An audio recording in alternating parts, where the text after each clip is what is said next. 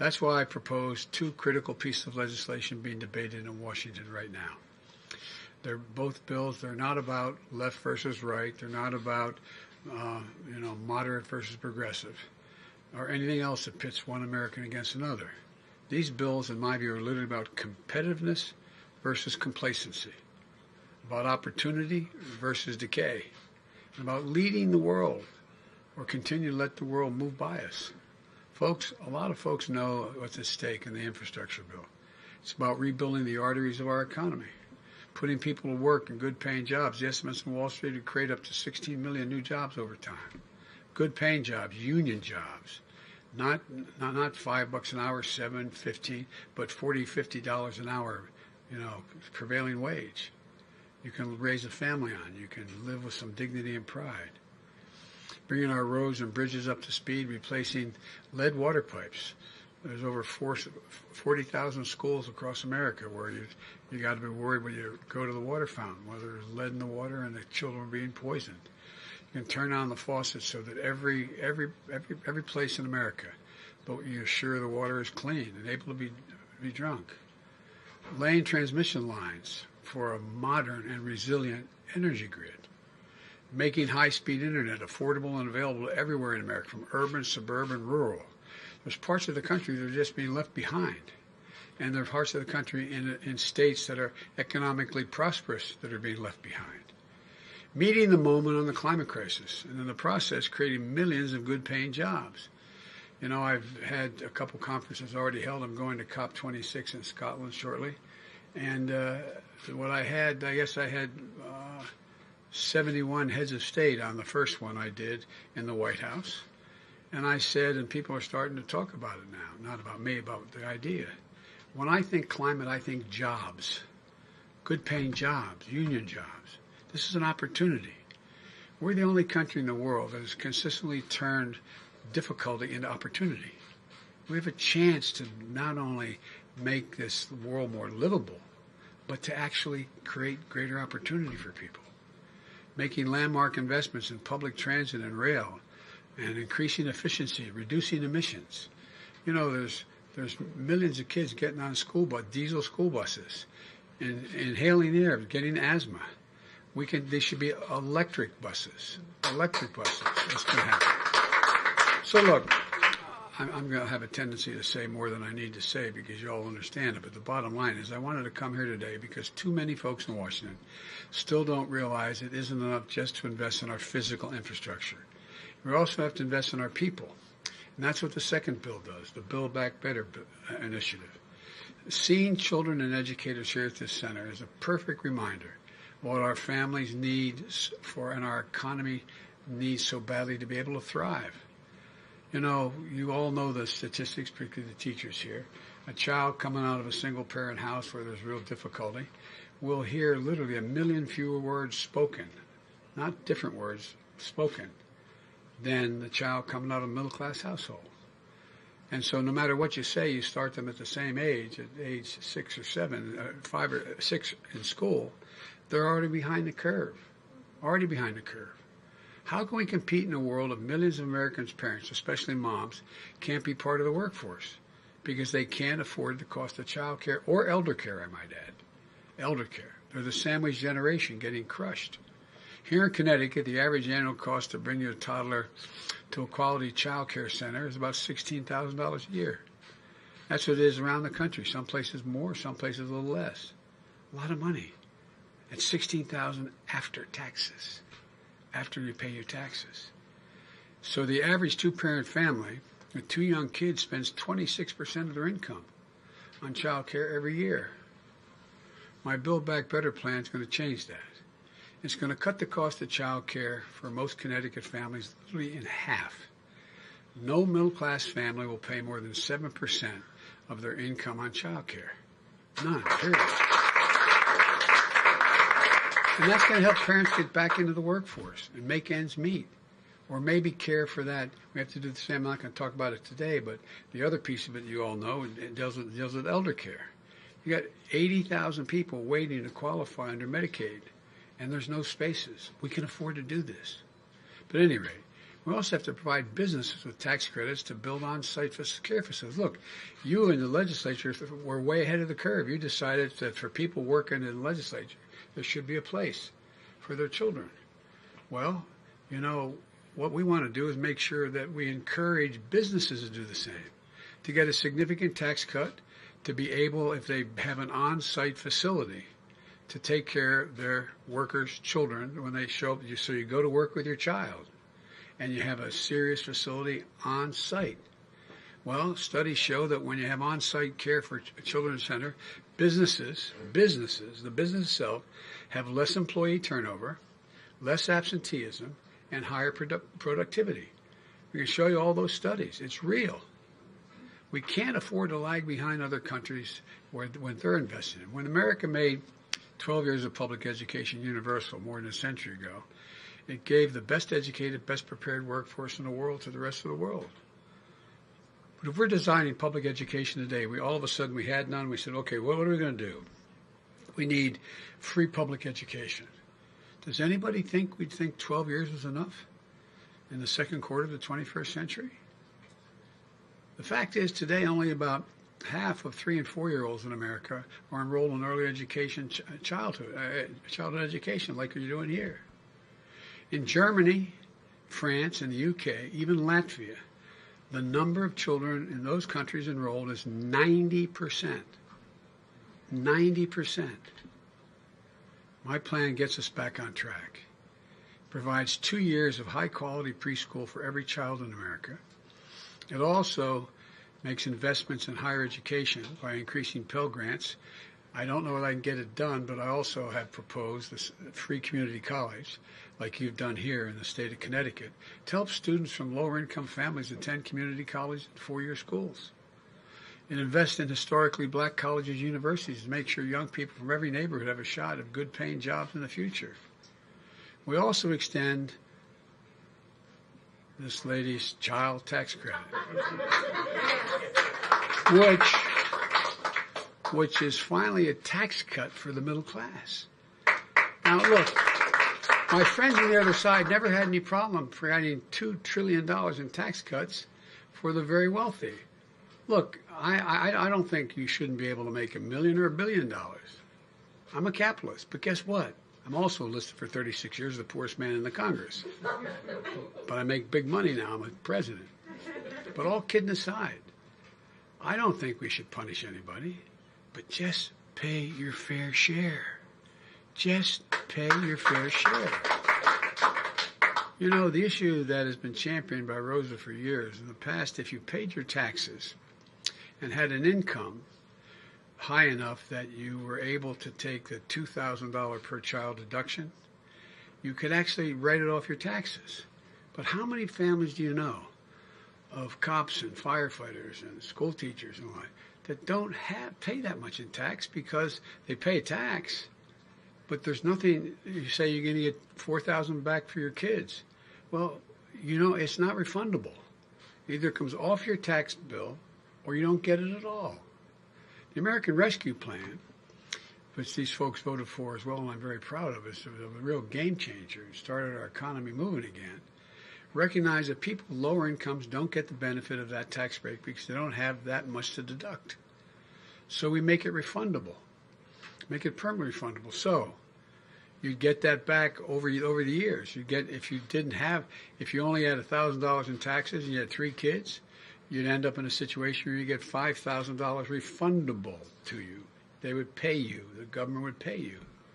And we increased that amount in the near term to $3,600 for every child under the age of 6 and $3,000 for dependents between the ages of 6 and 17.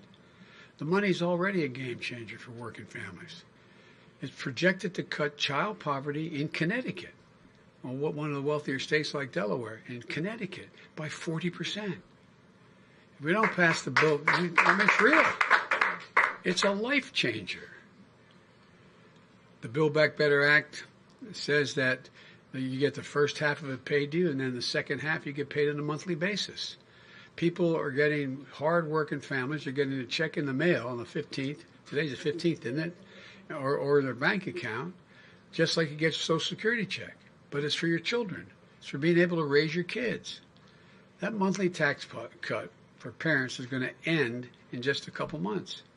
It's going to impact families of 61 million kids right at the holidays when the winter heating costs are going up. When we need to keep the taxes for families going down. The bottom line is this. When you give working families a break, we're not just raising their quality of life, we're positioning our country to compete in the future. You know, when I talk to all your folks out in the playground, as I joked, everybody knows I like kids better than people. Fortunately, they're like me. That's why maybe I like them. But all kidding aside, you all talked about what it means to the families of these children. And granted, you had to cut way back, and because of a lot of things happening, things aren't the same as they were. But these bills are about strengthening the economy for decades to come. Both of these bills spend out over 10 years. Take the infrastructure bill. All those investments in roads, bridges, highways, high-speed internet, water, clean water, everything that represent less than 0.5% of our economy each year if you add it all up over these years. And the cost of the Build Back Better bill in terms of adding to the deficit is zero. So when I hear people say it costs $3.5 trillion, and be honest with you, we're probably not going to get $3.5 trillion this year. We're going to get something less than that. But I'm going to negotiate it. I'm going to get it done with the grace of God and the goodwill of neighbors and the creek not rise, as my grandpa would say. But all kidding aside, we're going to keep coming. And because the more we demonstrate it works, the more we can do. It's paid for because big corporations and the very wealthy ought to start paying their fair share. Let me be clear. Nobody, since I got elected, when I was campaigning, nobody who makes under $400,000 a year, which is a lot of money, will see their taxes go up one single penny. Nobody. Not one. That's why in the highway bill I didn't add gas tax. So I keep that commitment. In fact, this plan cuts taxes for working people. There's no reason why, as I said, billionaires should pay a lower tax rate, literally a lower tax rate, than a school teacher and a firefighter, a couple.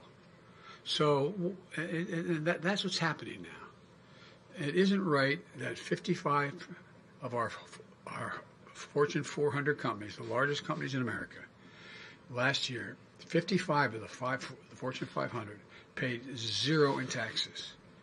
And they made $40 billion in profit. I'm glad they made a profit. Keep people employed. I mean that sincerely. But pay your fair share. Just pay a decent portion of what we lay out in this piece of legislation. And by the way, I've had a number of Fortune 500 companies come to me and say, you're right. We can pay a higher tax than we're paying now. Because they understand the impact if we don't invest like we have to on their long-term health and well-being. This needs to change. Working folks understand it. That's why, despite the attacks and misinformation, my plan still has the overwhelming support of the American people when they're told what's in it. They understand that when families have a little more breathing room, America has a lot better shot. My dad used to say, for real, my dad was a well-bred man who was regretted his whole life he never got a chance to go to college. And he worked like heck. He'd always come home for dinner and then go back to work. And I remember we lived in a four-bedroom split-level home with 4 kids and a grandpa. And you know, my bed was against the wall where my parents' bed was against the adjacent wall. I remember one night, I could tell my dad was just so restless. I was in high school. The next morning, I asked my mom, I said, what's the matter with Dad, Mom? She said, well, honey, his company just told him they're going to do away with health insurance. No health insurance. Well, you know what? My dad's not, we weren't poor. My dad made probably on average in those days $25,000 a year, which is a decent salary. But he used to say, everybody's entitled to just a little bit of breathing room. Just a little bit. A little bit of breathing room. You know, they know this is about dignity and respect. It's about building this economy from the bottom up and the middle out. I've never seen a time, and some of you may have, beyond my colleagues in the Congress, the press may have your master's or doctorate degrees in economics. Name me a single time in American history when the middle class was doing well that the wealthy didn't do very, very well? Name me a time. One single time in American history. So we're not hurting anybody. We're just making sure everybody gets a shot. Let me close with this. And this is not hyperbole. The world is watching. Autocrats believe that the world is moving so rapidly that democracies cannot generate consensus quickly enough to get things done. Not a joke. I've had hours and hours and hours of meetings and personal conversations with Xi Jinping. I spent more time with him, I believe, than any other world leader has when I was vice president and now on the phone. Every time he calls or we talk on this, and now it's a conversation between an hour and a half and 2.5 hours. Not a joke, my word. But he doesn't think democracies can compete because they can't react quickly enough. In my summit with Putin, Switzerland, they're betting democracies can't compete. We can't move quickly enough. I'm heading to the G20. Came back from the G7. You know how they measure? They don't measure us based on the size of our military. They don't measure us on how much power we have that way. They want to know, can we get anything done? Not a joke. And many of you travel internationally. Can we get anything done? Can you put anything together to get something done in America? So, folks, they're betting that we won't respond to this inflection point in history. But I've always said, and I mean, some of you guys who work with me know this, I've said 1,000 times, it's never a good bet to bet against the American people. Never a good bet. So it's time for us to invest in ourselves. Show the world that American democracy works. We've always led the world not by the example of our physical power, but by the power of our example. That's why the world has followed. And given us that half a chance, there's not a single solitary thing that we can achieve if we do it together. So I'm hopeful. There's a lot of questions the press is going to want to ask me, I know, about how are the negotiations going and how we're going to get this done and so on. Well, I told you before what my neurosurgeon years ago said when I had that aneurysm. He said, your problem, and I was then a senator, your problem, Senator, is you're a congenital optimist. But I'm convinced we're going to get this done. I'm convinced we're going to get it done. We're not going to get $3.5 trillion. We'll get less than that, but we're going to get it. And we're going to come back and get the rest. So I want to thank you all, and God bless you. And I know you're asking about President Clinton. I've been exchanging calls. He seems to be, God willing, doing well. And so when I talk to him, I'll let you all know. But in the meantime, thank you for taking the time to be here. And I say this again, the press heard me say it, for all you elected officials, it's like a busman's holiday for you. Come to have to listen to another politician speak. But I am really, and I mean this without exception, I'm so proud to be associated with each one of you. You're honorable, decent, smart women and men, and there's a lot we can get done. So thank you very much. Thanks, everybody. I guess I'm seeing you.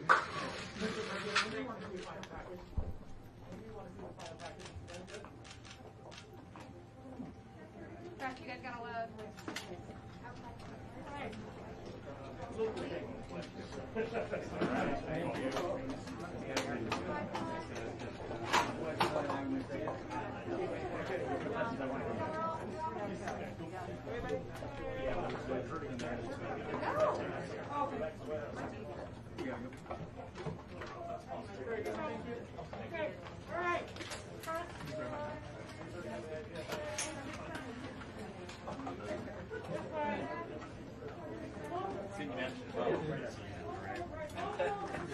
Great seeing you. See you next time, Rob.